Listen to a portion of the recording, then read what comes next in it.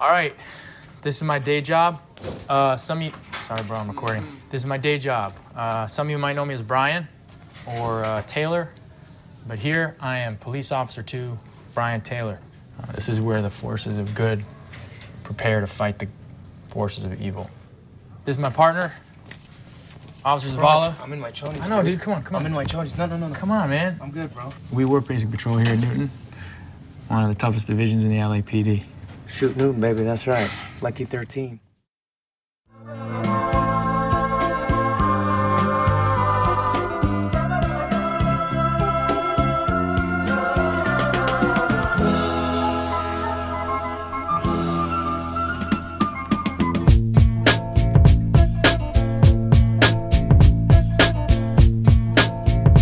Welcome back, everybody, to the Film Bros podcast. My name is Isaiah Lucas, and I am joined by my co-hosts, Abraham and Nick. How y'all doing tonight? Feels good to have you with us, Nick. Yeah, I'm feeling good. I'm feeling good, man. Ready? Feeling COVID-free? Yes, sir. Good. Glad to hear it. Yeah, Nick is back with you guys. Nick is back with you guys. Yeah, he's back with us too. Yeah, sir. Yeah, he's back in the Film Bros studio with us. He is COVID-free, and it feels good to have you here. I'm excited to talk about this movie. Yeah, I gotta say, it felt weird having you on the computer screen. It did. Yeah, but it was funny. It was funny. So I think it'll be funny to look back at it and be like, man, that's really what we had to do. Yeah. We had to try to fish something up real quick to try to get you to be here. And it worked. It worked. At least we know it works, right? Yeah. So if we ever have to do anything like that again. Yeah. Yeah, for sure. We'll have to break out the robot. Top of the line. But yeah, I'm excited to talk about this movie too. This was the first time I've ever watched this one, and this was Abe's pick. Yeah, it was my pick. I know this is like a movie that you've been wanting to talk about for a minute. Yeah, it's one of my. I will say it's one of my favorite movies. And I was talking to Nick before you got in here. This is actually the first movie I've ever seen in theaters. So this was the first. Are you serious? Yeah, That blew my mind when he said that. That movie came out in like 2012. Yeah, well, I mean, my family grew up poor, so it's like we didn't have the funds to do it. So then we went for my birthday one year, and we went. This was the year. And you went and saw this movie? Yeah, my dad chose this movie. Bro, how old were you? I turned 13. And they were all. Look at that. Cussing, dude, you want to know something actually that reminds me? The first rated R movie I ever saw in theaters with my parents was that movie Lucy. Oh, with Scarlett Johansson. Yes. And Morgan Freeman. I don't know what it is. No. Yeah, that's Lucy? Yeah, oh, that's the one where she unlocks 100% of her brain. Yeah, and she like becomes matter. She becomes like a USB drive.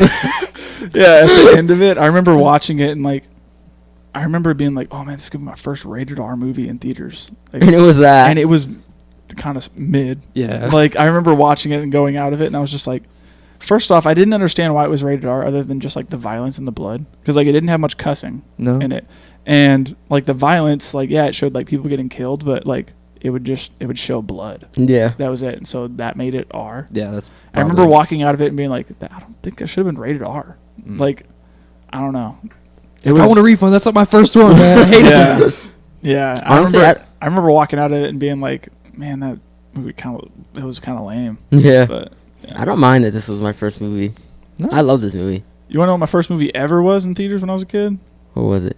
The Prince of Egypt. Bruh. My parents took me to see that when I was like a kid. Yeah. Wow. I think I went and saw it at the Manchester. Bruh, the Manchester. Yeah. That's wild. I wish I could remember what my first movie was in theater. I have a very vivid. So I don't remember seeing Prince of Egypt. Oh, okay. But I very distinctly remember my grandma taking me to go see The Phantom Menace at Edwards. And I remember I had a Jedi hairpiece. You did? Yeah, I had it looked like a hearing aid that you like put on, but then it had the braid. Bruh. And I remember I went with that, and I had a little Qui-Gon Jinn action figure. But yeah, true fan. And I remember being like, dude, this movie was sick. Yeah. Wow. That's cool. Yeah, end of watch, first movie. That still blows me away, man. I love it. Yeah. I love it. All right, well let's break it down a little bit. What's this movie about? And then when did it come out? Who wrote it? Where is it streaming? So it's actually not streaming anywhere besides Showtime, I think. Or okay. So if you have a Showtime subscription, you can watch it? Yeah. Okay. It came out in 2012. It was written and directed by David Ayer. And so basically this movie, it follows two LAPD officers basically getting deep into like certain crime, and then just I don't know how to really describe it, because I feel like if you say one piece of it, it's already getting into the story. But it just follows like different perspectives of like through the body cam and like a handheld cam, and then the actual camera of the film, and it just follows throughout what they're going through in South Central LA and what they have to deal with. All right. Yeah. Yeah, so if you haven't checked this movie out, go do so. I believe Abe was saying if you have Showtime, I believe you could check it out there. If not, it's up for rent. Go check it out if you haven't seen it. This is a spoiler warning. It is. There will be spoilers talked about in this episode. And I do have to say, I watched it for the first time, and Abe watched it again with us. I watched it 3 times. Oh, wow. Yeah, Just yesterday, for this podcast? we watched it. Yeah, we watched it yesterday. So And he watched it with us again. Wow. Well, I And watched it the day before yesterday, and then I watched it again today. Wow. Okay. So I gotta say there are some big spoilers in this. There are some that took me by surprise. Some that I didn't think were gonna happen. So go check it out if you haven't. And if you don't want to hear spoilers, stop the episode, come back, or if you don't care, continue listening. Yeah. So I want to break it down first. David Ayer, we've done one of his films already. We've before. done 2. We've done 2, I believe. Yeah. 2. Yeah. Yeah, we've done did Training Day. Yeah, I know Training Day. And The Fast and the Furious. Oh. The second one, yeah. Cause Wait. Is it? No, he's done. I thought he did the first one. No, did you do the first one? We didn't do the first one. Did we do the first yeah, one? we We did the first one. very first. I What thought do you we mean family? That's where that comes from. Yeah. dude. Yeah. The Fast and the Furious. Hold Did up. he do the first? You know what? I might be I- wrong here. I thought he did. Oh no, that was Rob Cohen, huh? I don't know. I'm trying I to don't know off the think. bat. No, Now so you- okay, we'll go with just one then. We did. Okay. He did Training Day. Okay. now He's you also got me. infamous for doing Suicide Squad Yes, and The Tax Collector. and Bright, Yeah. and But then he's Oh, also no, he done- did. He did a screenplay for Fast and Furious. the Okay. screenplay. Okay, so he wrote it. Yeah. Okay. And this is the thing too. Like he's also done movies like Fury. Yeah. And Fury, from what I remember, was like a pretty good movie. So he's got kind of like some. He's got some like swings. He's got and some swings. misses. He's got some swings and then some stinkers. Yeah. he does. Yeah. Which is kind of wild. But yeah, we can. I mean, let's dive into a little bit. Yeah. This is like we said, it came out in 2012. And I knew that this came out around that era because I've watched Chronicle. Chronicle. Is that also You remember- 2012? That was around I that area. love that movie. I loved Chronicle when Yes. it came out. I thought the movie was so sick, and it was like a found footage type movie where these guys interact with this like meteorite type thing, and they get like they get like telekinesis. Okay, I think I know what you're talking about, but I don't think I've ever seen it. But it's like a found footage movie where like they document themselves and things that they can do, and then like all the other aspects of found footage happen from like helicopter cams and store camera footage and all this other Dude, I stuff. remember that. And like That's crazy. I remember thinking, dude, that movie was so sick. Yeah. So like whenever I'd seen like the found footage, like handy cam type footage, I was like, oh man, okay, this feels like around like 2010s ish. Yeah. So it felt like a very sign of the times because I don't think that hasn't really been done since then. I can't think of another movie like this. The only one that comes to mind is Cloverfield. Do you remember that one? Yeah. And Or- that is all yeah. found footage. Like Yeah, or like Blair Witch Project. Yeah. Oh, I That's can't like- watch the Blair Witch Project, dude. But that's like found footage. Yeah. Like it's Yeah. obviously acted out, but it's found footage Yeah. Heck film. no. Same thing with like Paranormal Activity. Like Yeah. that was huge. Yeah. Found footage type film. That was like you 2008, know? 2000. Yeah. Yeah. Yeah, 2010. Like those were pretty big Yeah. back in the day. Yeah. I have a love-hate relationship, and I'm glad that this movie is not 100% found footage. You know, we get the scenes of like the little police cams, and we get kind of that because he's also recording too. I think we'll get into that Yeah. in our favorite scenes, but it's not 100% found footage. Yeah. I kind of have a hard time with found footage too, just because Sometimes it can be pretty corny. sometimes it can be really distracting as well. Yes. Like when it comes to storytelling, all you can see is the camera shaking. Yeah. Like this is not good, right? Yeah. Like Yeah. I want to see what's happening. I don't want to see this blurry, shaky cam. I hate it. Yeah. So That makes sense. But let's get into it. Yeah. Yeah. Start us So, off. I don't know if you guys. I like the opening. The opening. Remind us what the opening's about. The police chase.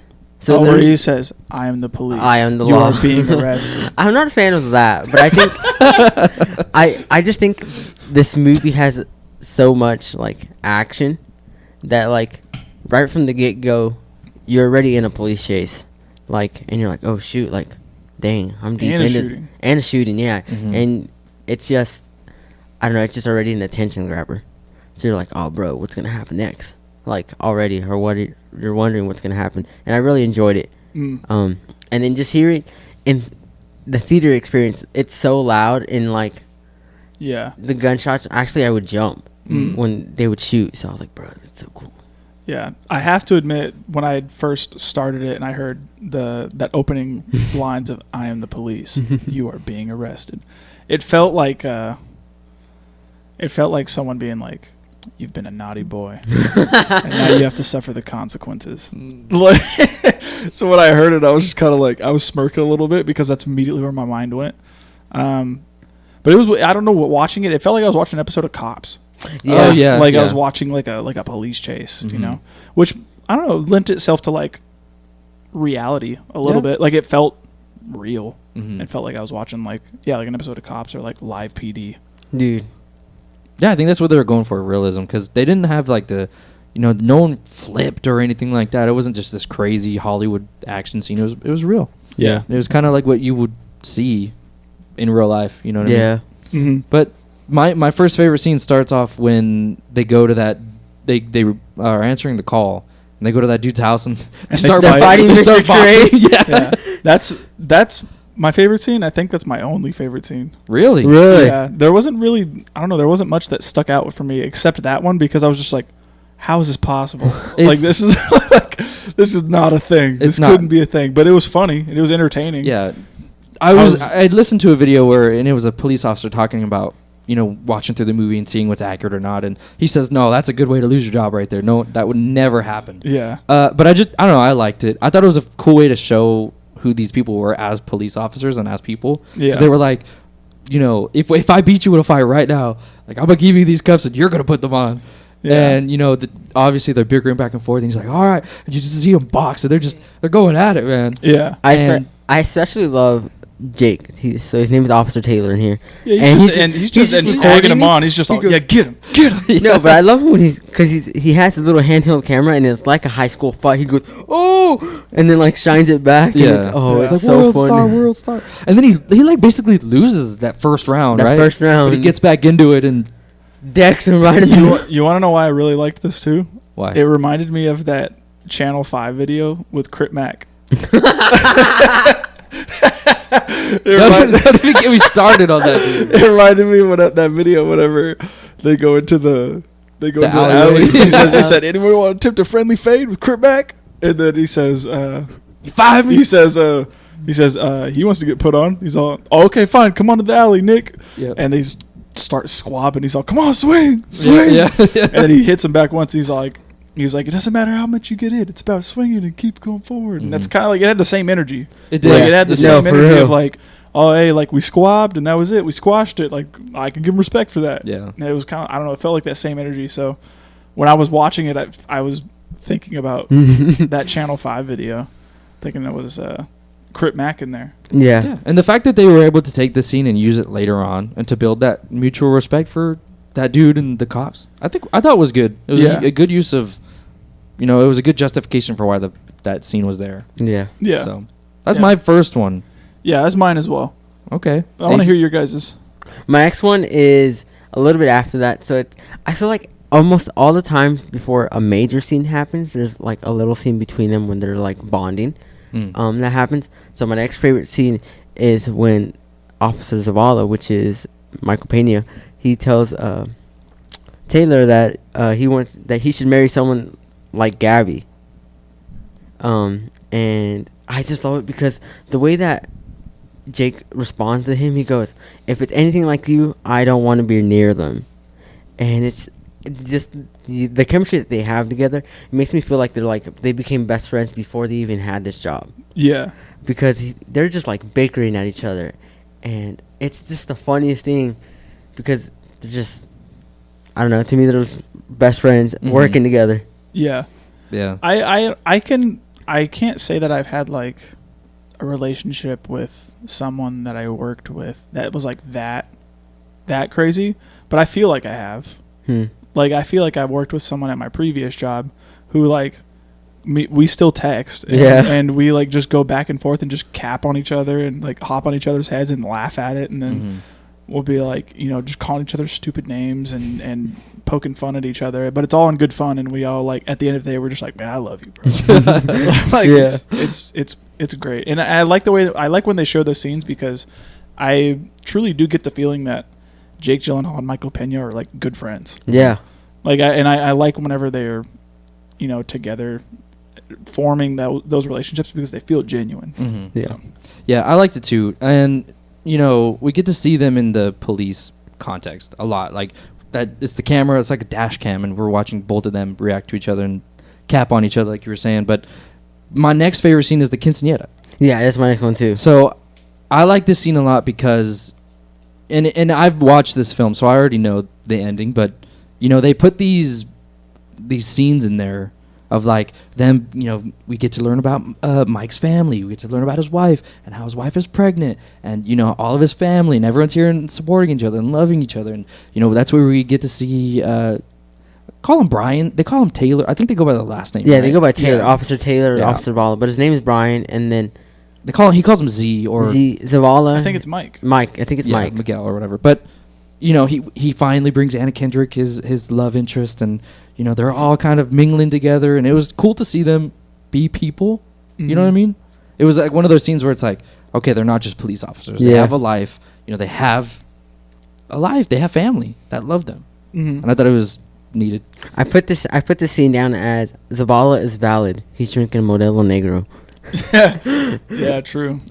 Taylor's drinking the Pacifico. Yeah, and he's drinking a Modelo Negro. Yeah, that's fun. So I said he was valid. I don't know if you have any more scenes. I have 3 more. No, you can take it. Okay, so my next one is it's right after they stop the cowboy in the truck, and they're taking the document down. Yeah, Chili Fiend. And yeah. You know, whenever I seen Abuela freaking coming out with the pot, dude, I was like, bro, leave her alone. She's delivering some pozole. Bro. Nah, there's some money in there. Yeah, seriously. And I love it when the chief comes up and he comes and checks out the guns they confiscated and the money and just checking it out. And it's like that gold AK. Yeah, is that what you're talking about? Yeah. That scene. And so Z tells Taylor like, why do you get nervous around him? And Taylor goes, well, I get nervous around him. Women want him, men want to be him. And then he goes, I'm not this kind of person, but if he asks me to go down on him, I go down on him. And I think it's the funniest thing ever because he goes, I got to know when you're kidding. And literally Taylor looks back at Zavala and says, oh, I'm not kidding. Like with the straightest face ever. And I think it's the funniest thing ever because it genuinely looks like he's not kidding. Yeah. And again, it's just that banter that was like joking back with each other. Like, I'm not kidding. Like, heck yeah, I will. Yeah, the whole movie is that. It's like that. Yeah. My next favorite scene is I can't believe you don't like it. When the house is on fire.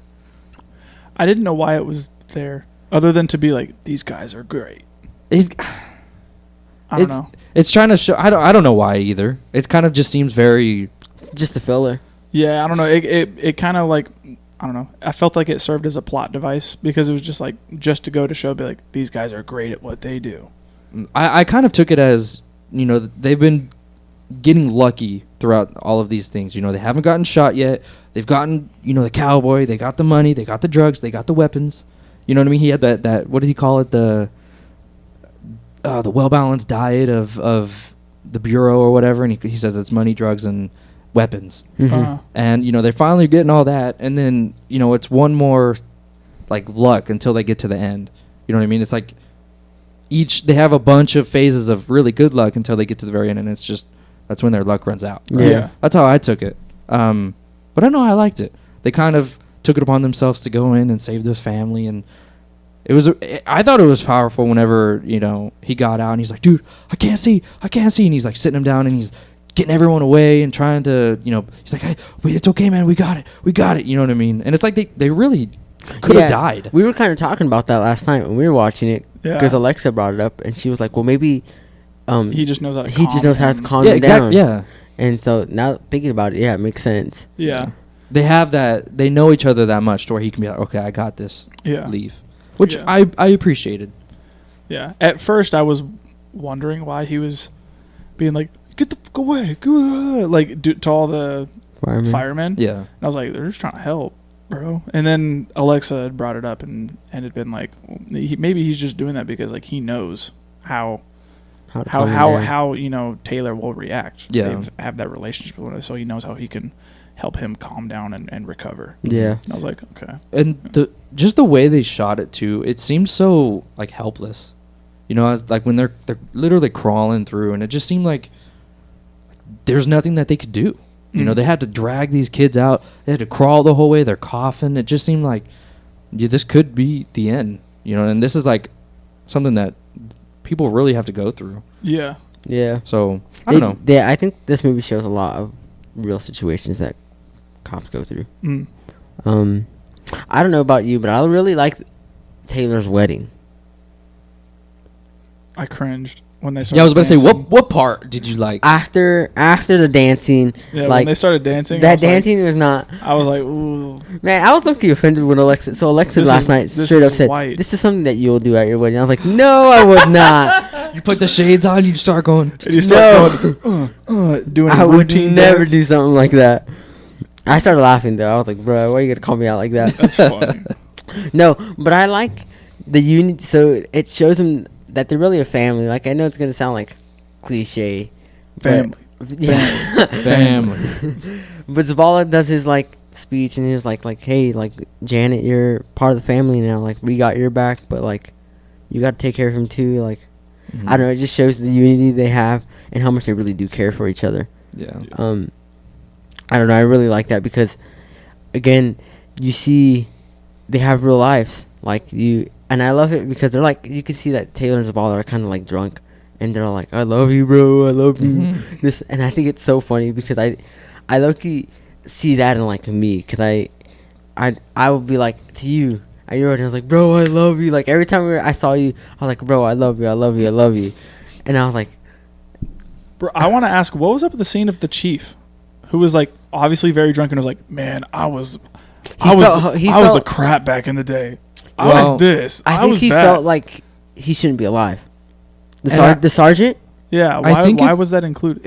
I think it's a big foreshadowing on where Taylor's character will be later on, because you know he describes his life saying like I should have been the one that died that day. You know, my partner was a good man. He was the best of them, and he died. He took my shot. Yeah, he took my shot, and to me it seemed like a reflection of Taylor and how he'll feel in regards to the end of this film, because he's not dead, right? Oh, well, yeah. He's gonna have that tremendous amount of guilt. I mean, you can see the guilt on his face, and he goes up there, and he looks out, and you could see his wife there with her baby, like freshly born baby. I could see him turning up as a drunk and ending up similar to that man. I don't know. That's the only other reason I could think of that he's there for. Okay. No, it makes sense. But yeah, so wedding, you like that, huh? Just like the end part of the wedding. Yeah. I do like that scene too, when he makes that wholesome speech of like, we're all family in this building, and then he even like says, you got to keep working on it because we tried it, we gave up, and everyone starts laughing. Yeah. And it was, I don't know, it was another like little bond of their relationship, because he even goes in to say like, if you die, I'll take care of your kids if you ever have any. Like, I want you to know that I'll take care of your family. Yeah. So it was a nice little wholesome scene between them two. Yeah. The next scene that I like goes into that kind of the end scene where you see the other officers kind of getting involved in the big altercation. Did you like that at all or no? The big altercation. Which one? So I'm talking of his name. I can't remember like his actor name, but it's the dude from Stranger Things. What's his name again? Van Houser? Yeah, Van Houser. Oh, dude, I laughed at that scene. So they pull up. Whenever he pulled up with these knives just in the eye, and he's just all, that lady's back there, go get her. I mean, that man's in shock, though. Dude, I was dying because he just had no reaction. It was just a knife sticking out of his eye, and I was like, "What the hell?" Dude? Yeah. I mean, it was obviously a very big bro moment for me. I have a lot more. I have a ton of bro moments. Yeah, I got more. I have bro moments, which is why I don't have any favorite scenes. Mm-hmm. But yeah, whenever that had happened, man, I like laughed because I was just like, "What the heck, dude?" Like he's just standing there, just all, that other lady's back there. You gotta go get her. That guy's on top of her. Like, it was funny. I think he didn't show emotion just because how shocked he was. Yeah, I will say there was a part in that scene that I really liked was some of the camera work where the camera looked like it was attached to the gun. Yeah, I thought that was a super cool shot. Like there are some really cool shots that they achieve with like the mounted camera, found footage type stuff in this film. But that one specifically, I was like, wow, that was a pretty cool shot. And you know, it was even a bigger moment whenever we find out who was getting beat on, and it was that woman who was like, who was like very intimidated by being on the police force, and she was a rookie. Yeah, and she's just wrecked, mangled like, up, beaten up, like her face is all broken. Like it's pretty wild. That was one big essay. Yeah, seriously.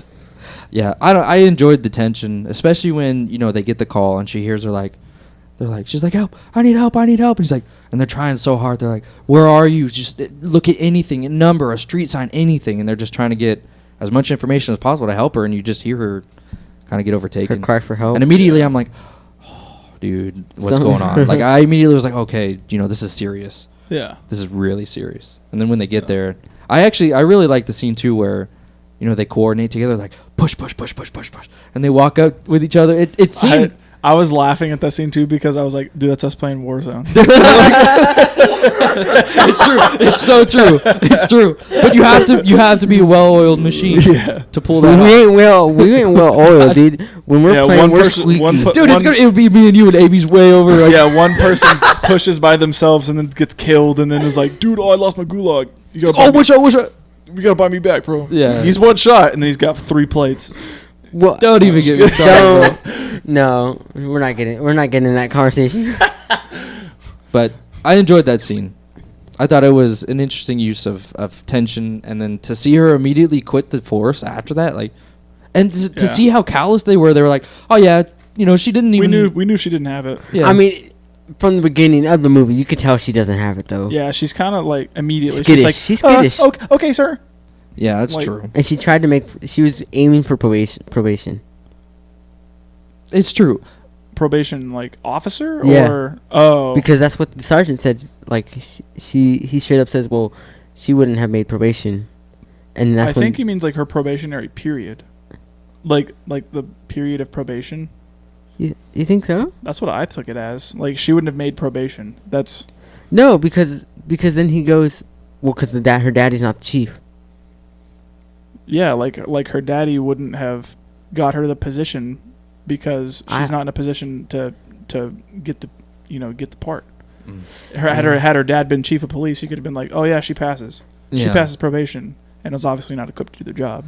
Yeah, she's definitely not. But I guess I didn't think about it like that. I thought about it as she was aiming for probation officer. Oh. Just the fact that her face is literally destroyed, and they're like, oh yeah, you know, she didn't even belong here anyways. I was just like, dude, you kind of. They have no souls. Yeah, callous. Like, have some empathy for this woman, dude. She just got destroyed. Yeah. But do you have any other ones after that, Amy? My last one is the very last scene when Zavala's telling Taylor about Gabby's parents hooking up.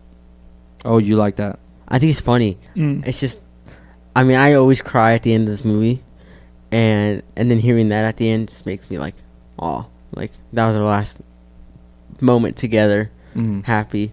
Now, I think they could have done better with the placement of that scene, but what I will say I liked about it is, and it's one of my favorite scenes, is the ending of when, you know, they're getting shot up. They got, like, you know, we get the scene of What is the gang called? Curbside. Curbside gang. Curbside gang. Okay, so throughout this film, They come up with a better name, bro. we're watching the Curbside gang and Curbside locals or something like that. something ridiculous. But they're the main Big people. Evil. The big evil. Mr. Big Evil. So why do they call you that? Because my evil's big. Dude, when I heard that, I was laughing, dude. I was laughing at that line. Yeah, we follow this gang, which I hate these people. You want to know something too? When he was saying it in my head, I was like, whenever he says why they call you Mr. Big Evil, I thought he was gonna say because I'm big and I'm evil. But he flipped. But he flipped and said because my evil is big. It's not good. Yeah, not a good quote. But we follow these people, and they're the ones who get bought by the cartel, right? They're not involved with the cartel. I want to say they get bought because we get that scene where there's a man in night vision getting the call of saying like, "Hey, these guys are really messing with our operations here. Take them out." Yeah. Right. Yeah, because if you think about it, like hypothetically speaking, people in the cartel are like higher up than people in gang members. Yeah. In gangs. So again, this is hypothetical. They would more like losing someone who's in a gang than in the cartel. I'm assuming. Yeah. That makes sense. Like the peons, right? Yeah. That would make sense on why they would. They're not. I guess they're like you would just consider them burners. I hate to say it like that. They're pawns. Yeah. They're pawns. Yeah, that makes sense. If they lose them, all right, we'll just find someone else. Yeah. Yeah. But they basically sabotage our main characters, right? And trap them. They trap them. They get them pinned down real. Yeah, dude. I was getting so flustered with the lady in the apartment. Dude, because I was the entire time I was just like, dude, shut up. Yeah, and the whole time, and she's just like, get out of my apartment, just yelling. I was like, did you not hear all these gunshots, bro? Stop talking. Yeah. Stop. That's all I wanted was for her to just stop. Shut up. Dude. There was so much chaos and so much gunfire going on, right? Yeah. But it leads into my scene where they shoot their way out. They're running down this alleyway, and a truck comes. And Taylor gets shot.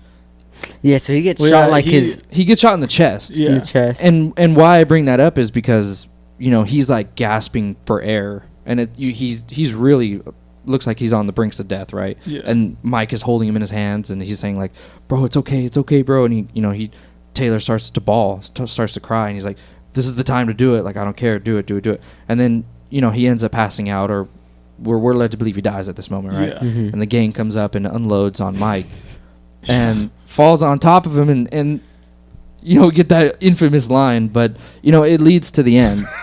You're talking about Lala? Yeah. Dude, that's one of my favorite quotes. We'll get to it. But it leads to the police funeral and all that stuff. And the reason why I bring all that up is because... Yes, exactly.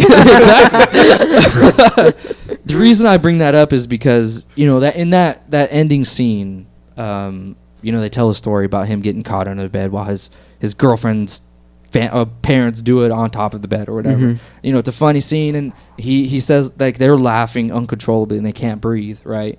So I thought it was like a nice reflection of like the scene beforehand. We got to see them gasping for air, like saying goodbye to each other, and then to get to see this scene of them like it's kind of like their last final, like, oh, they can't even breathe, but but it's in a whole different context of them, enjoying each other's time and presence, which I appreciated. I like that. I like that. I didn't think about that. That ending of it, but I do think at the very end was a questionable choice. Yeah, I wish they had ended it whenever he said he was my brother, and like they had like that long silence, and then it was cut to black, and then all of a sudden, before the shooting, like I don't know, it kind of like it left.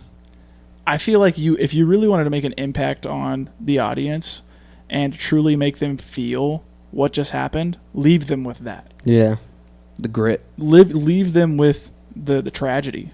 And be like, oh man, that was such a good movie. People are gonna walk out and be like, dude, that was crazy. I cried. I mean, people still did, but I don't know. I feel like it was a weird placement choice as well. I think it could have been more effective had it been like had it run through like, you know, in a sequence of events, like showed that at the beginning of that day, and then, you know, have them showing them they're having this great time, and then being like, oh, we got this call, okay, let's go take care of it, and then, you know, just happens to be where they get ambushed. Yeah. And then it goes through that whole thing of, you know, them eventually losing their lives, or at least what we think, both of them losing their lives, and then ending with the funeral.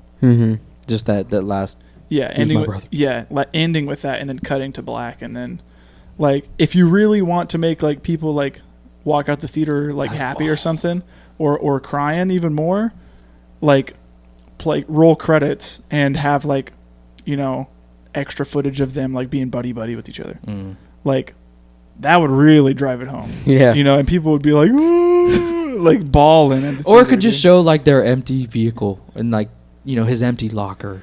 Yeah, or them like cleaning out their stuff. Yeah, like they could have went further. They could have ripped your heart out. They could have really tore some heartstrings. But I wanted to talk to you because you didn't really talk about your ending scene. You liked it. Why did you like it so much?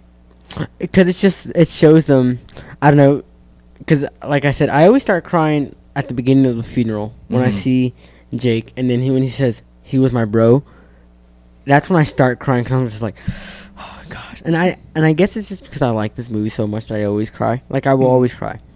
And then I think I like that scene because I'm like so heartbroken for him, and heartbroken for his wife, that you finally get to see their last moment together. And it's such a excuse me. You're about to cry right now. No. It's such a beautiful scene because, again, it's their last moment together where they're happy and they're truly enjoying each other's company, not knowing it was going to be their last time together. I don't know. I think that's why. And I think the way that you explained it, Nick, is really good because it's like their last time of air. How you're saying. So I think yours makes more sense than mine, but I think that's why I liked it. Yeah. Okay. I do, you know, the first few times I'd watched it, I really thought that it was powerful to see him, you know, go up there and, you know, not even be able to get the words out to say a long, you know, speech. Yeah. It's like how, you know, it's to wrap up a, you know, a friendship, a relationship that you've had for someone you love for so long, and it's almost impossible to do it in words, and he can't. Like, yeah. I will say the only time I think I really like felt emotional for the characters, I didn't cry at this movie, but the only time I really felt emotional for these characters was when Michael Pena is like holding Jake Gyllenhaal, and he's just like struggling to find the words, and is like sort of like his words are quivering. You can tell like he's like trying not to cry, and he's like, "Don't die on me, man! Don't you die on me!" And like when he yells, "I need help!" Yeah, and he's like, "I need help! Where's everybody?" Yeah, and it's like screaming, like it's that despair and like that desperate cry for help, and like truly having nothing to do, like you were at rock bottom. Yeah. At that point, that's where I was like, man, like that's where I felt some emotion for the characters, but yeah, I don't know. I can't say I did when the funeral came. Yeah. Unfortunately, but the part that got me was just seeing his wife, just holding the baby, and she's like hysterical, dude. It's like almost like she can't even believe what's going on. Yeah. I saw that and I was like, oh, I can't even imagine being in that situation. Yeah. So that, I mean, and that's the end, honestly. Yeah, that's the end, pretty much. Okay. Well, let's get into best quotes. Yeah. Did you want to start us off? Get us into a laughing one. I only have two, and we already said one of them, which is, why do they call you Mr. Big Evil? Because my evil is big. My only other one, I laughed whenever I heard this, dude. Whenever that girl Lala, when they kill Zavala and Taylor, she straight up says, "Rest in piss," dude. If we say that as a joke to each other. Yeah, literally. We stay that on the daily. I started dying, dude. It was so funny. Is that where we got it? Or I have no. Where does it come? We got it from I saw it on one the of our internet. buddies. I saw it on Instagram. People being like disrespectful, It just And said, rest in it said, peace. rest in piss. And I thought it was so funny. So when I heard her say it, I just started crying. It was so funny. Ruined the scene for you? Yeah, because it was supposed to be that moment where they're like, "Oh man, these guys are gonna get away with it." Like, oh, let's go celebrate. Yeah, but then they said that, and I just started laughing. And then it kind of put me in the mood where I don't know. I kind of wish the gangsters got away with it. I kind of wish like they didn't get shot up, because like how like angry would the audience be like if they got away with it? That's very real. It is. You know, I don't know. It felt very movie-esque to be like, time for justice. We'll talk about that scene in a later category. I just realized, in thinking of Training Day, he ends his movies on the body shaking. Yeah, and it's like it's that typical movie thing of being like the bad guy has to pay for the consequences. Yeah. And it's like sometimes that doesn't always happen. Mm-hmm. So Okay, Yeah. I see that. Yeah. All right. Favorite quotes? I have two. One of them is so they're on this call for a welfare check, and it's the ball, and he goes, and they're gonna kick this door down, and he says it like 5 or 6 times, and all he says is, "I kick doors down," and then Taylor's like, "Say it again." I kick doors down, and that's all he says for like literally 5 lines. It's I kick doors down, and then he says, "Say it in English." I kick doors down, and I'm like, bro, he's so repetitive, and it just caught me off guard because they're on this welfare check call, and they're just joking about kicking doors down. yeah. Yeah, this movie's not really that quotable. No. I have one more if you don't have any. I have only some, and they're like wholesome ones, or like ones that show someone's character. And the one I really liked was the Captain Reese, and it was towards the beginning where, they get into a shootout and they kill someone, and obviously you have to go through a written report, you have to justify why you used violence and all that stuff, and he's saying this scene, he comes in and he goes, oh shoot, he goes, "And on-the-job shooting is still considered a homicide. It's never an easy ride. If you do the right thing, I'll always have your back. Do the wrong thing and cross me, I will personally throw you under the bus." And it kind of gave me a little bit of faith of like this department, because there's some scenes where I didn't know if David Ayer was trying to like criticize the police a little bit, only because I didn't think so. You didn't think so? I thought he was like amping them up Only pretty hard. Because some of the scenes, like when they're getting the cowboy, and they're like, they just pull a random reason to pull them over out of their butt. We were literally talking about that, but this may step on somebody's toes. That's just cops. I can care less, but that's just cops. Cops will pull you over for the littlest things ever. Yeah, that's just. But is that a critique on how the system is, or that's just showing the system? I personally don't think David Ayer would be smart enough to put that in there. So I don't know. No, and like we were talking about it, like cops here in our town will pull you over for the littlest things ever. Yeah. So like I've gotten pulled over because one of the lights on my license plate holder was out. Yeah. Yeah. I got pulled over walking out of my own house. I've gotten stopped in middle school for jaywalking. really? I got pulled over for riding a scooter cop in the middle of the road. Pulled me over in front of S&K because I jaywalked. And it wasn't even technically jaywalking. I walked whenever you push the thing and it gives you the walking sign. And it didn't have the man? No, I walked out, and as I was walking over, the man stopped blinking. Oh, I got pulled over for that too over here by McDonald's. And they said, "That's considered jaywalking. We could write you a ticket," and all this stuff. And I was like, "You don't have anything better to do." Like, okay, okay. No, and I think it just shows how cops will pull you over for anything. Okay.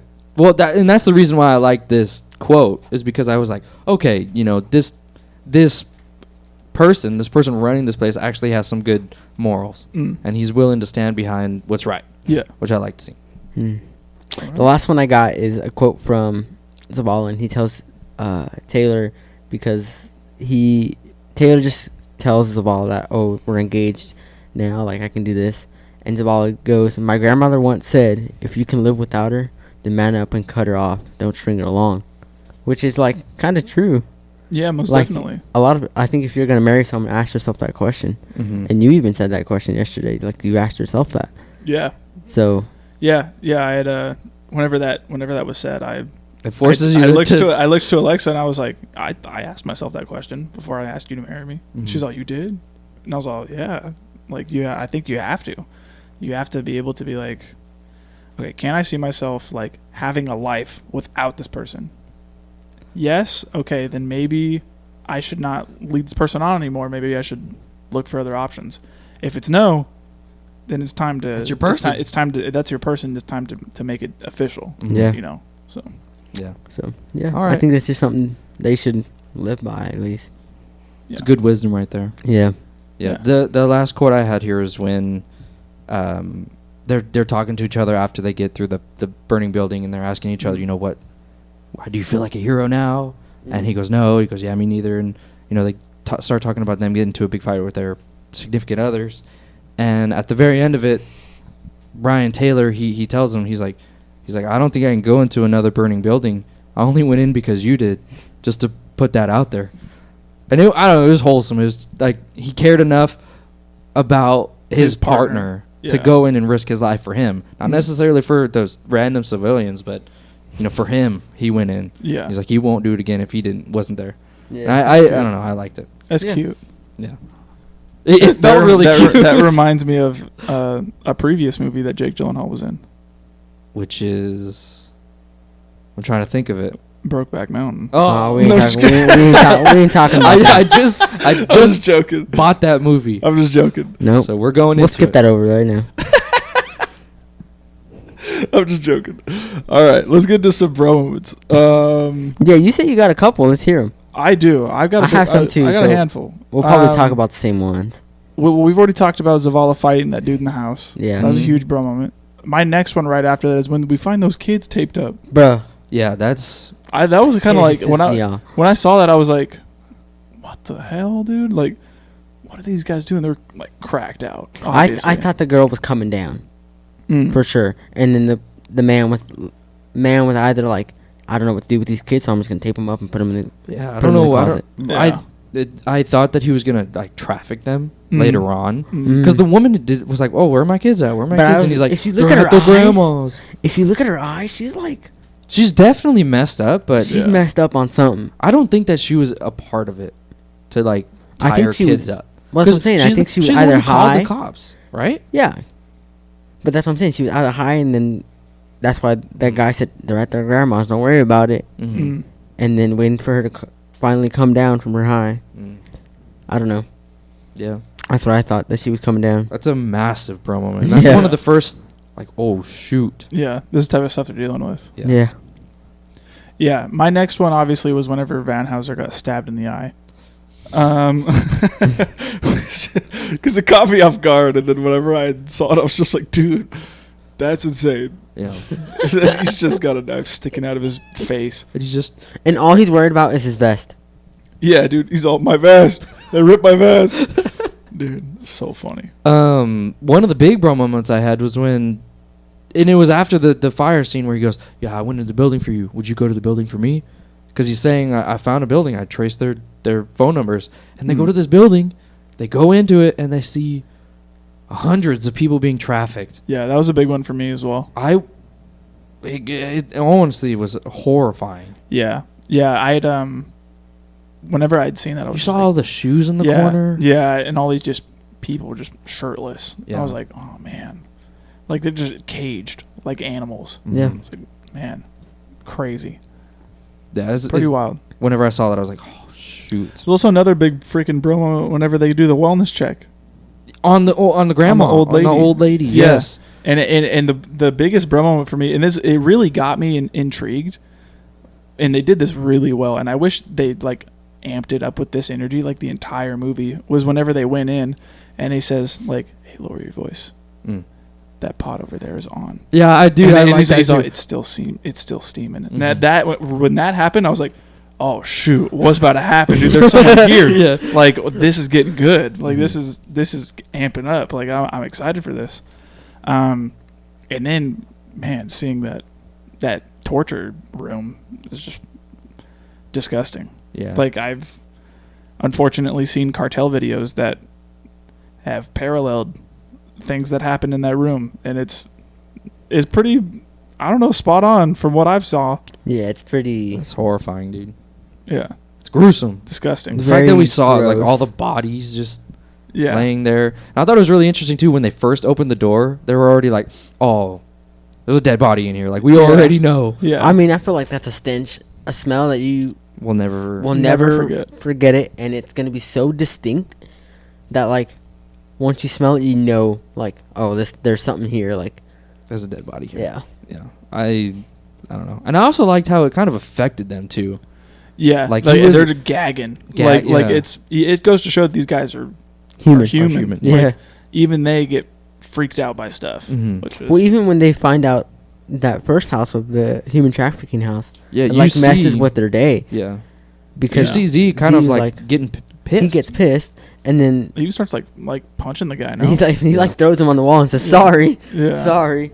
Another big problem is when the other agency comes in and like, Oh, is like, ICE? who's in charge? Was it ICE? Yeah, it's Yeah. ICE. Yeah, he was like, who's in charge here? And come on, you didn't tell anybody that this house was like marked as a No. do not disturb Well, house? I mean, if you think about it, it is kind of true what that agent is saying. Like, It you is don't have, true. You don't have the clearance for this. Like, But- this is something a normal agency cannot handle. But you would think that, they would tell the chief or the deputy or whatever, just say, hey, this house is off limits. I'm not going to tell you why, just... Because they went... I mean, there's no reason they shouldn't have gone there. They had plausible reason to go there. No, they didn't. They did. He I forget the exact reasoning, but he He triangulated the... Yeah, Yeah, he but cross-referenced the phone numbers. But he's not a detective. It was. You want to know what it was? It was Taylor putting his hand where it shouldn't have been. He was putting his nose where it didn't But Yeah. belong. usually you would applaud something like that, right? You'd be like, oh, he's going above and beyond to try and Yes and serve no. justice. Sometimes. Yes and no. I Like- would say no because that's not his job to do that. Like, Yeah. Yeah, I mean, that's true. It's very true. That's what ended up getting him killed. Him putting his nose where it didn't belong. Also true. yeah. Or got Getting his his wallet partner cold. killed. Yeah. That's true. I felt bad because I was like, well, how is he supposed to know? Yeah. Like, if he's trying to be above and beyond in his job, like, that's something I would do. Yeah. I don't know if I had the bravery to be like, oh, let's go to this house and see if my hunch is correct, and then to immediately be like, you just destroyed 10 years worth of our operations. And Well, I'm that's like, kind of true. bro, They lost the POI, dude. I would have said, you didn't tell anybody. Like, if I would have known not to go to this house, I'd be like, I don't even care. I wouldn't do it. I was, come on, just tell someone. Yeah. I was like, come on. But Yeah. they did lose. POI.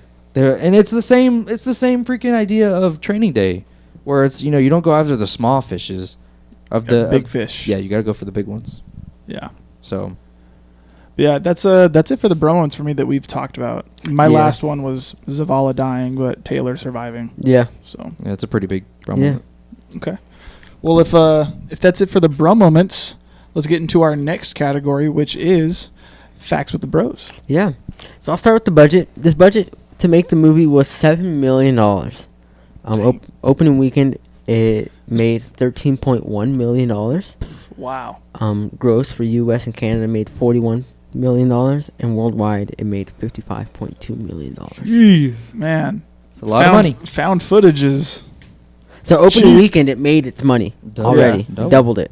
cheap. Found footage can be, $7 million. yeah. That's pretty cheap. It's wild. So yeah, it was not a bust.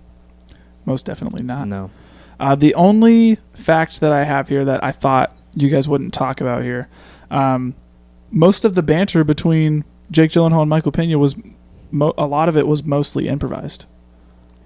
Ah, Yeah, like a lot of like, yeah, they're like the burrito thing and stuff yeah, like that. and like Oh. like their conversations about like, oh, like if they're anyone like you, I don't even want to be near you. Yeah, and stuff. yeah. Like all that was improvised by the two, Wow. not written. Yeah. That's good. I enjoyed that. I also had read something too that like, they truly were like driving around L.A. Like it wasn't like, like and you drive down this street, you drive down this street. Like they were just driving around like L.A. And in a their outfits, their costumes with the director and a couple other people with that camera mounted, and that was it. And they would just ad lib off each Yeah. other. Really? Yeah. Mm. Wow. That's pretty cool.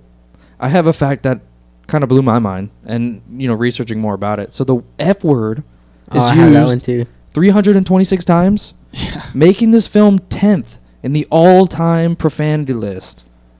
of all the movies. Which is kind of crazy. Yeah. Like, You'll think never about- guess number 1, but you can guess number 2. What do you think number 2 is? Number 2 I think- has to be. I'm pretty sure that like Uncut Gems and Wolf of Wall Street are up there. Wolf of Wall Street's number 2, and Uncut Gems I think is number 6. Oh, What's okay. one? One is a movie, dude, and this blew me away. It's called SwearNet. The movie came out in 2014. It uses the F word, I think, over 900 times. That has It's to be called- like every other word. It's called SwearNet. SwearNet. So the it's got to movie. have done it for like a reason. Like I- to be yeah. like, oh, we're gonna be the movie that uses the F word the most. Yeah, Yeah. they I So think they can got have the title. a world record for it. Yeah. Let's do it now. Swearing at 2.0. Yeah, but the fact that this made the list surprises me Yeah. Yeah. as 10th, which is nothing to sneeze at. Mm. Yeah. So that was one of them that I had. So my last pack that I had was, as part of their training, Jake Gyllenhaal and Michael Pena spent 5 months doing 12-hour ride-alongs with the LAPD on duties. During the first ride-along with Jake Gyllenhaal, he actually witnessed a murder. That's pretty crazy, man. Ima- To imagine getting prepared for a role and then you see someone die. That's pretty. On your first day. Yeah, that's pretty crazy. That is pretty crazy. It's I don't think longer that's something I don't want to watch. That's something. no longer acting. at Yeah. that Yeah. moment. At that point, it's no longer acting. Yeah. But My, that's all I got. My last one that I have here is in regards to a scene that was filmed near the end of the movie. So the scene at the end where Mike and Brian are in pursuit of that minivan and then they crash into it. You know what I'm talking about? Yeah. That crash wasn't scripted. What? Yeah, Michael Pena, who was driving that patrol car, actually crashed into the back of the minivan by accident. Are you serious? Yeah, the director David Ayer had he had the anti-lock brakes removed from the patrol car because they would cause the camera to shake. Ironically, that was the part where he didn't want the camera to shake. But also, the actors didn't know that the road on which they were filming the scene had recently been repaved. So when Michael had hit the brakes, the car it skid like across the road for about 150 feet, and then it back. It He was smacked. going. Yeah, it smacked into the back of the into the minivan and caused the airbags to deploy. Jeez. Yeah, Wow. And they and they used that Wow. in the scene. that's pretty cool. Yeah. That is pretty cool. I have an interesting fact about the ending. In the original draft, both Taylor and Zavala were supposed to die. Hmm. And the director, David Ayer, thought it would be too much for the audience to handle. How do you guys feel about that? I don't know. I think it got. I just think about how they would show it that they died. I mean, Same. same caskets, same exact way. Just both two women caskets, crying. But yeah, and you know the chief or the captain saying something instead. Yeah. Mm. You know, or homie with one eye. Yeah, up there just with an eye patch on saying something. Dude, I would love to see that. All he would say is, "Well, they didn't cut my vest. They ripped my vest. My vest." But also I wanted to talk about that scene. Was he never mentioned anything to them about the vest? So why is he complaining about the David Harbour, I just remembered his name. vest? Yeah. Hopper, Yeah, Hopper. Hellboy, also. Hellboy, you're right. Yeah. Yeah, Man. he was an interesting character in this. He was Yeah. All right, if that's it for the facts, It is, yeah. what didn't work for you guys? There are some scenes in this movie that make me feel like it's a novela. Like over dramatized? dramatic. Especially, we talked about it last night, especially the scene when they just got done killing Taylor and Zavala, and they're walking, and they're, literally right after that, the cops show up, and they're like, "Curbside gang!" And then the cop goes, "F you!" And all you hear is, "Dinner." Yeah, you hear this And loud rock and roll. And I'm like, what is this, dude? Just show him shooting. Like, why does it got to be all in slow motion with the body? yeah, it shows that. And That's David Ayer, man. It's also like, swear to you, 15 different angles. Dude, Of it's them like getting shot and it's shaking super hard, and yeah, literally all you hear is run it down, and it's like it cuts to black and white, and then it cuts to color, and then it cuts to all these different. like the shaky gunshots cameras. are sparkles, and like I'm like, It's- dude, this is not. a shooting is not like this. Yeah. No. And immediately, and I don't mean like a soap opera. I mean like a telenovela, like Hispanic. That's what they do. That's what I think of. Not like no soap opera, like whatever the Days of Our Lives. Days of Our Lives. Yeah, Like yeah. no, this was like straight up a novella. It's funny. I was like, no, like It's too chaotic, overly complicated for no reason. exactly. You know what they should have done? They should have handled it like the action scenes in Sicario. Like straight up tactical. Just That would be sick. like that, then it would have been like, oh dang. Yeah. Like these guys know what they're doing. Yeah. That would have been Rather Nah. than just unloading clips. Also, Crossfire. Like people are gonna be shooting at each other. Yeah. right. There's a scene that actively takes me out of the movie, and I hate it. I actually hate it. It's the scene where they're about to get sabotaged, and they go out to like the main room, and the curbside gang is up top, and they unload AKs at him. They don't hit one shot, dude. Nobody. They don't hit one shot, dude. His hand gets shot. Oh, okay. And it literally the only thing that they shoot was the radio out of his hand, and that's what hurt him. Bull crap. Gotta have the worst aim in the world. They're like Worse stormtroopers. Yeah, worse than stormtroopers from Star Wars. Dude, I hate that scene. It is so unrealistic. Yeah. They straight up, they're right there. Dude, it's like I love when it's my me to favorite you. part though. My favorite part is when Lala goes, "You freaking missed, stupid." Yeah, dude. I just felt like they had the thickest plot armor I've ever seen in my life. Yeah. And I was like, They were like, You no, gotta- they can't die here. They have to die here. I said, you gotta be kidding me right now. That's one of the scenes I wanted to talk about. So. Yeah. No, one thing that I also really didn't like about this movie is I wish I knew how much time was passing. Yeah, me too. Honestly, Because you get so much events, and it can't be the day after the day. No. like because all of a sudden they're married. They're Yeah, married. that He's All like, of a oh, I sudden, proposed. yeah, Oh, exactly. I'm married. Like Exactly. That has to be like a month's process. more than months, like years. Cops sometimes. and military people are built different, dude. They get That's- engaged like that's 2 true. weeks in. That's true. I think I'd read a fact that it's within the span of 4 months. I think. I saw something like that too, but I was just like, I wish they would tell us, or there was at least a way to know. Yeah, I Does think that make sense? I think, and that's one of the reasons I think Anna Kendrick is in it, because she kind of serves as that, time marker of, where the characters are at in their lives, right? It's kind of her, Yeah. like, oh, he's just meeting her. Oh, she's moving in for the first time. Oh, look, she has his camera, Yeah, And it's- oh, now they're getting married, and now he's having a baby. Like, Yeah, so it it's- says right here the film takes place over 4 months between April and August of 2011, as evident by the dates of the LAPD dash cam. oh, okay, Yeah. yeah. So, but still, I don't know. I wish we knew Mm. some type of time limit, time frame of Yeah. everything. Yeah. Because it makes it seem like it's just a day after a day after a day, Yeah. and I- not a couple months. And so that's something that I didn't really like. I see that. We got to talk about why do you call me Mr. Big Evil?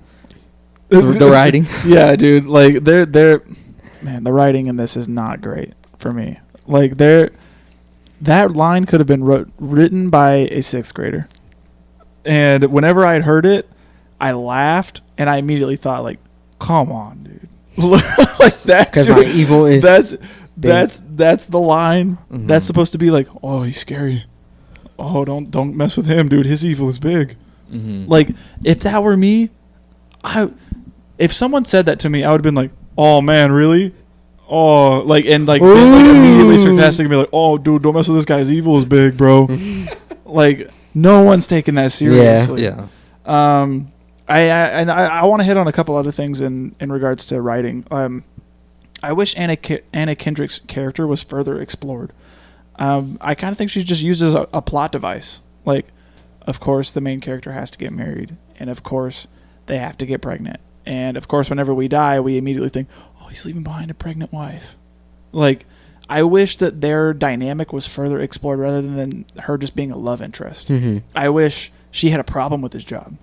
Like, I wish they showed us something of him being like, what would happen, like, if if you die and I have to Like carry the this argument kid? at the fire Like, or something. Yeah, like all that stuff. Like, they tell us that they have these arguments, but I wish they showed that. Yeah. Like, they can tell us that stuff all day, but at the end of the day, showing it is what's going to be more effective. Yeah, makes sense. And there's also, like, for me, I don't know, I didn't really feel emotionally connected to any of these characters, and I think that's because of the writing. So when Zavala died, it didn't really hold any weight for me. I was just kind of like, oh man, that's crazy. Yeah. And I don't know. I think, like, I really enjoyed the realism to this movie, but I think it was done to an extent where it felt like I was just watching live PD, like with a little bit of drama, and they tried to like string a story together with it, and that was it. And I felt like that was probably why I didn't feel much emotion for the characters or feel any like any weight for them or anything. No, So. that makes sense. There was a couple scenes off the top of my head, I can't really think of them, but they inserted music where I feel like it didn't need it. What fade into that one? No, When they're just making out. no. I'm trying to think. Like, again, that scene at the end when I say it's like a novella. Like, there's no use for music there. I don't know. Just the music choice in general, though. They try to like make it seem it's something bigger than it is. When if you just have no music, it might be even more intense like that. Yeah. So just something like that. Okay. I gotta say, I wish maybe the music choices were a little more consistent, because it starts us off like whenever they're riding around South Central, like obviously rap is playing. Yeah. But then the rest of this movie, there's like soft, like alternative rock, and then like blaring, hard rock, and like other music like that, and like obviously like they're playing like the cowboy was playing Chalino Sanchez. yeah, like he's playing like Spanish music. I'm totally blanking on the type of music that it's. Corrido. Yeah, there it is. For some reason, I know it, but I'm just blanking on it. He's bumping corridos music like from the truck, and like I don't know. I kind of wish maybe the music choices were a little more consistent. Yeah. No, and it makes sense, and it kind of falls in line with mine. Like, Yeah. either don't use music or make everything consistent. Mm-hmm. And I agree with you on that. Yeah, and just to hit on some of the other things that didn't work for me, and in regards to the curbside gang, I absolutely hated every single piece of dialogue they had. Hey, come here. And he goes, "Oh, that's all we do, man. You did it. You did it. You're a man now, bro. I immediately wanted them to be like, dude, just kiss already. Seriously. Like they're just like, you're a man now, bro. You're a man. Every single line has the F word. Every line. Yeah. I was laughing too because immediately we were watching it. I was watching it with Abe, and we were doing that. And I was like, dude. After that, I thought he was gonna look at him and be like, "Now give me some chon chon." Oh. Do you know what that's from? You haven't seen Blood and Blood Out? I haven't yet, bro. Oh my god. Give me some chon chon. Show me those nalgas. Oh, dude. Can we all agree that dialogue between they suck? That is horrible. It's horrible. You think I want to get whacked for messing up? And you want to know, homies? Okay, you want to know why I think that dialogue is horrible? Is because it is written by David Ayer, who grew up in that area of LA and thinks that because he grew up in that area, he knows that area. He knows it. Like, I get it, yeah. Like let's play into Blood and Blood Out for a little bit, right?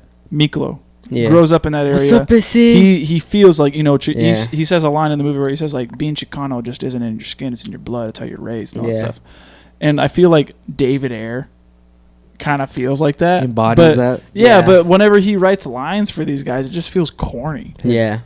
Like no, and I could not imagine going up to a guy that looks like a down fool and being like, okay, you're going to say, bro, you're my effing man. Oh, and do all this stuff. Like, I would feel like such a weird white guy. Yeah. And being like, this is what you're going to say. I know how you talk. Like that's so strange to me. Yeah. But yeah. I probably low-key could have written better lines. Oh yeah, for sure. It took me out of the movie so much. This is the part of the movie where I didn't care at all. Like, I wish they kind of took a lot of the scenes out with the people. Yeah. Like, you know what I mean? Yeah. I just hated them so much. I imagine if Curbside wasn't in it. And also the scene with Mr. Trey when they get shot up, they don't follow anything with that. The only thing that Mr. Trey has to do with it was he kind of says like, hey, you got a hit on you. You got a hit on you. And they don't even take that seriously. Yeah. I also didn't like how like he had his gun out. Like he was just waiting. Like to being like, oh, if this fool's going to pull something out, I got my gun. I don't. Then that's another thing where I was like, okay, is he trying to say like, oh, this is the police force? You know, they're brutal and they're brutal. You know what I'm talking about? Exactly. No, exactly. That's another scene where I was like, okay, is he trying to say something about the police here? I don't know. But yeah, Yo no sé. There's characters that they should have done more with that they just didn't, and characters that shouldn't even be there, in my opinion. Yeah. There's only other one thing that didn't work for me, and it's the camera work. I don't know. The shaky cam, man, it's just not for me. It took me out of a lot of the scenes because it just felt I was so distracted by the camera going like this when there's like it's a crucial action moment. Like there are shots happening, our characters are pinned, and the entire time I'm like trying to pay attention with what's happening, but I can't because the camera is just all over the place. And I don't know. Again, I wish the consistency with the found footage was a little more consistent because like I thought about it very specifically whenever they go to that crime scene and Van Houser is there and they're using footage from their body cams at some points, but then like they're using like just a regular camera and other points like they're using a regular like it switches off. Yeah, like it switches off from like body cam and then there's a regular camera and Van Houser is like looking right and obviously like speaking to Taylor, but then his perspective, like from what he's looking at, like there should be a person right here. Mm-hmm. And then whenever we flip over to Van Houser, he's looking at him, but then the perspective is over here. And so I don't know. There was just like the entire time I was like, what is this like camera positioning and like cinematography? I don't know. It just wasn't really hitting for me. Yeah. I'm sorry, but that's something that I liked. Okay. I guess I mean if you guys don't have anything else, I'm moving to what did work. Go for it. I liked how that was. Okay. Because it made me because the scenes that they have where they're going through something, everything is chaotic. So I just felt like the movie had to be chaotic, if that makes sense. Or like the camera work had to match that. Had to match that. Okay. Because I had written down that I like the shots came from different angles and perspectives, like it switched up. And I don't know, maybe it's just because I have a history with this movie that I like it. But that's something that I really enjoyed from this movie because I was like, oh dang, like it's just not focused on one angle. Like they're getting every angle they can possible. And that's something that I did enjoy in this movie. Yeah.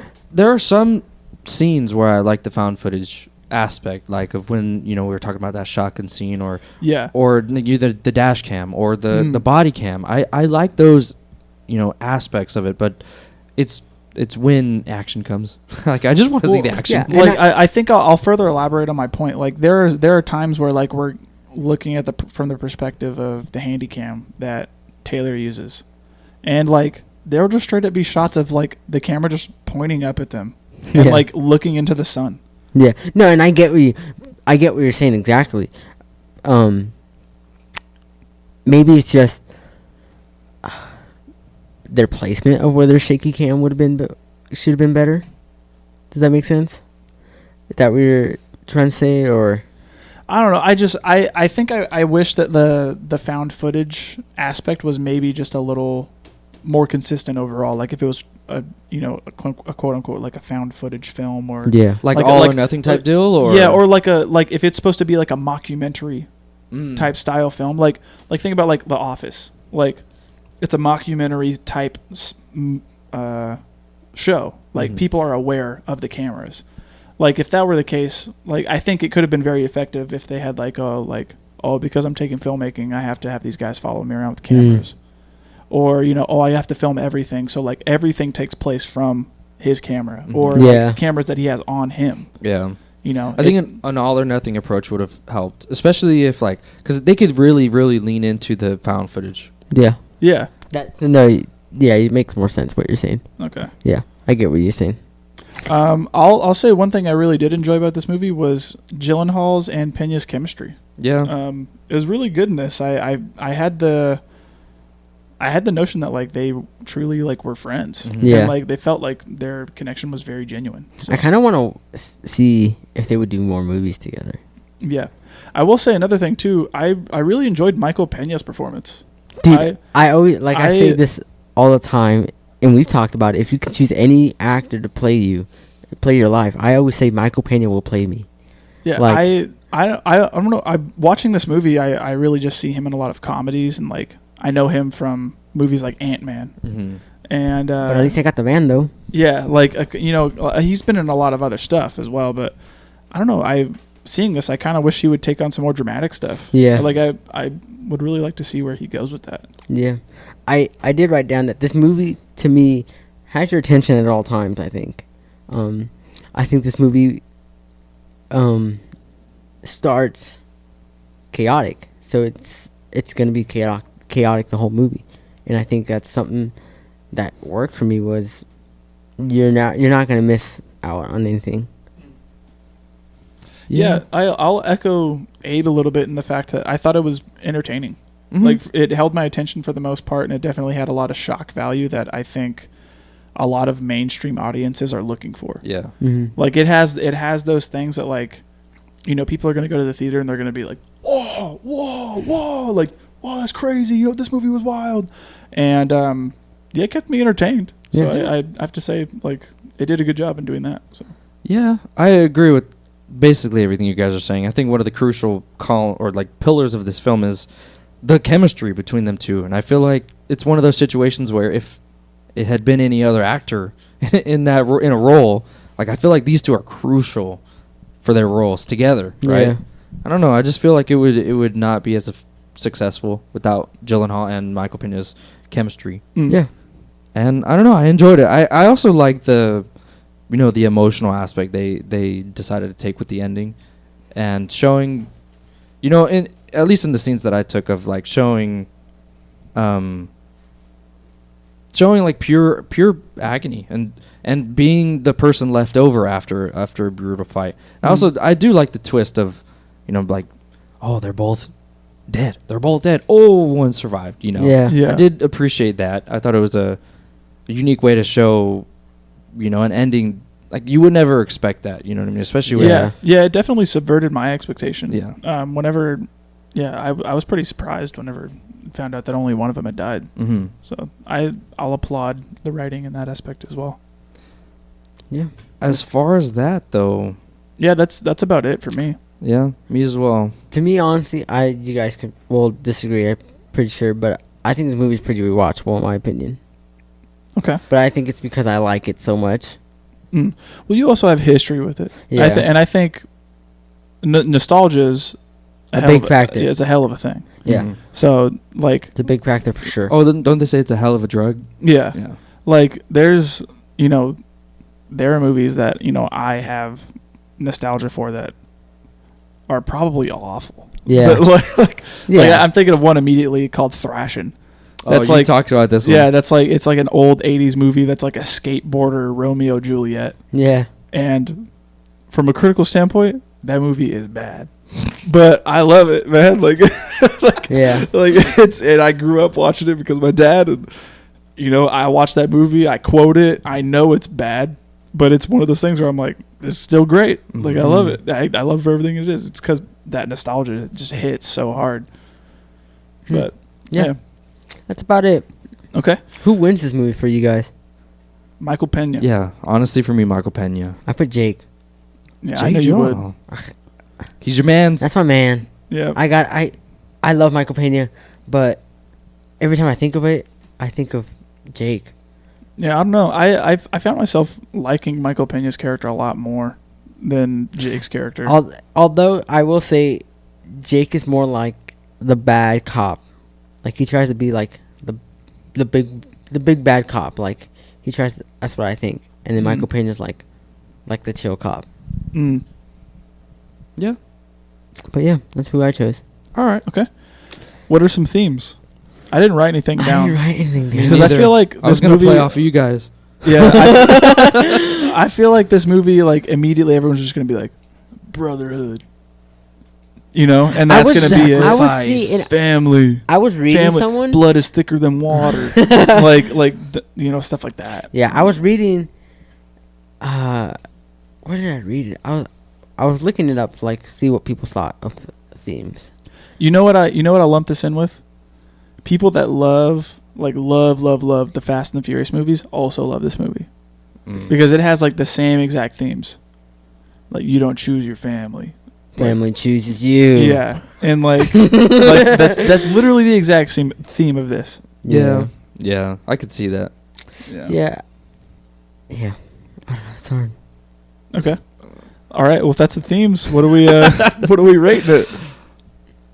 Well, let's start with AB. Let's get a basic. What do you rate this? I give it an 8.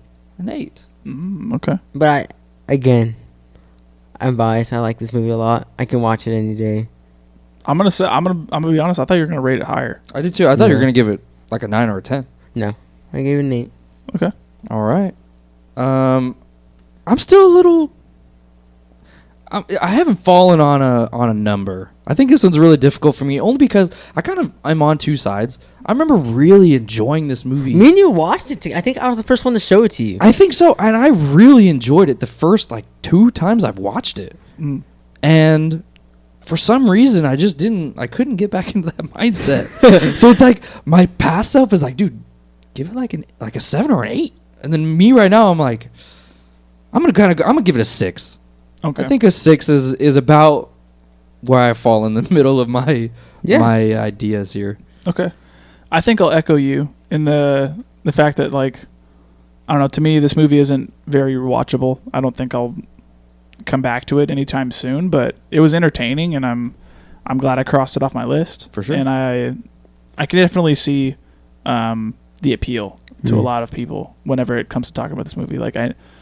I've seen so many memes or so many posts on Instagram of those two in the cop car, and then having a caption of being like, if you didn't cry in this movie, you have no heart. And it's been one of those movies that has impacted culture and has become popular amongst a lot of people, the Fast and Furious movies or any other movies that have had a big impact on pop culture. I'm kind of blanking at the moment, but it was good while it was on, but it's not necessarily my cup of tea, but I'll give it a 6 as well. Yeah.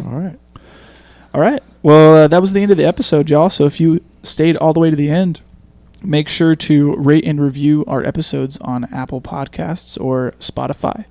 That does help us know that you are liking the episodes and vibing with what we're putting out. So if you are enjoying that stuff, leave us a rate and review. Now, also go over to our YouTube channel. Yeah. We're posting all of our videos, our podcasts with video now on our YouTube channel at the Film Bros Podcast.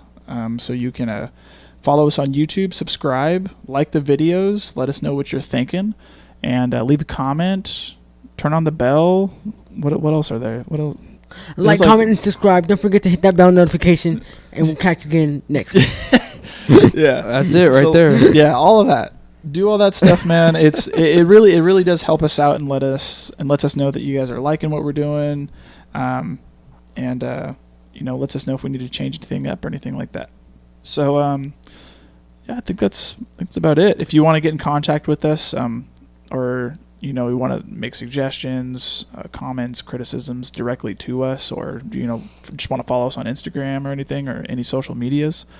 You can find all of our methods of contact in every episode description as well as our YouTube description. So if you click on the description of the video, you'll be able to see how you can contact us with our emails, our social media accounts, Letterboxd accounts, all that stuff. So make sure you guys check that stuff out and get in contact with us. Get in contact with the community that we've built up. Our own little pod. Yeah. We got our own little what do you want to call it? An amoeba. We're all together in this little thing. So our little school of fish. Yeah. All right. That's a better analogy. The only thing I'm waiting on is the movie we're gonna do next. Yeah, it's your pick. Yes, it is. It is my pick, and I switched it up on these guys last minute. 'Cause we had one night had went through the calendar and had written down a ton of movies that we wanted to write, or at least do a podcast about. And I'd written one down that I've been wanting to do for a while, but today I had scrolled across something about this movie, and it just hit me. And I'd only watched this one once, so I'm really excited to do a rewatch on it because I loved it the first time, and I was like, wow.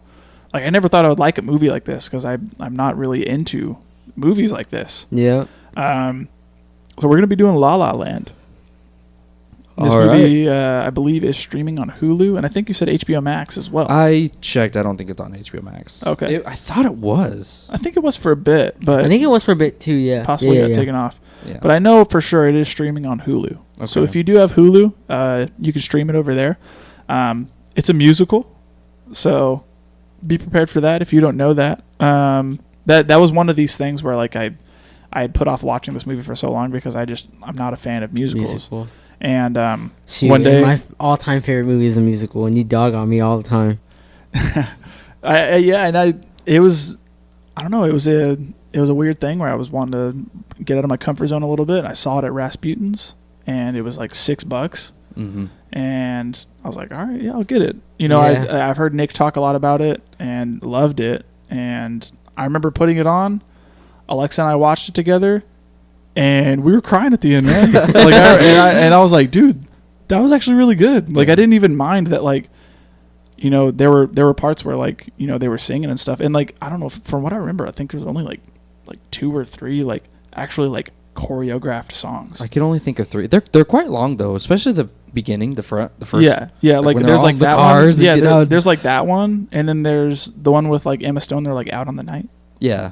But other than that, like, the rest of like the entire like musical aspect, it's like the ending is it's like one you know dancing and stuff and everything, but it's like it's just a spectacle. Mm-hmm. Like the entire time I'm like, man, this is crazy looking at it. It's beautiful. Like the color, oh my gosh. Yeah, so I'm excited to revisit it. Yeah, and see what you guys think. If I'm not mistaken, this is an award-winning film, right? Best Picture of 2017. I think didn't Moonlight win over this one? Oh, that's the thing. Oh yeah, there was a little the controversy. That was they had originally said La La Land, but it was Moonlight. That's what I'm thinking of. Okay. Yeah. So nominations for sure. Yeah. But yeah. So next episode we're going to be talking about La La Land. So make sure you check that out and tune back in next week and see what we think. I believe the only person that hasn't watched it here is Abe. Okay, dog on me all you want, but I watched it with Nick and then I fell asleep in the middle of it. So. Well, you got to stay awake this time. Yeah. So we got to have some commentary on it. Yeah. So yeah, check us out next week for what and hear what we think on La La Land. Yeah. As always, this has been the Film Bros Podcast. Thank you and good night. Good night. Good night.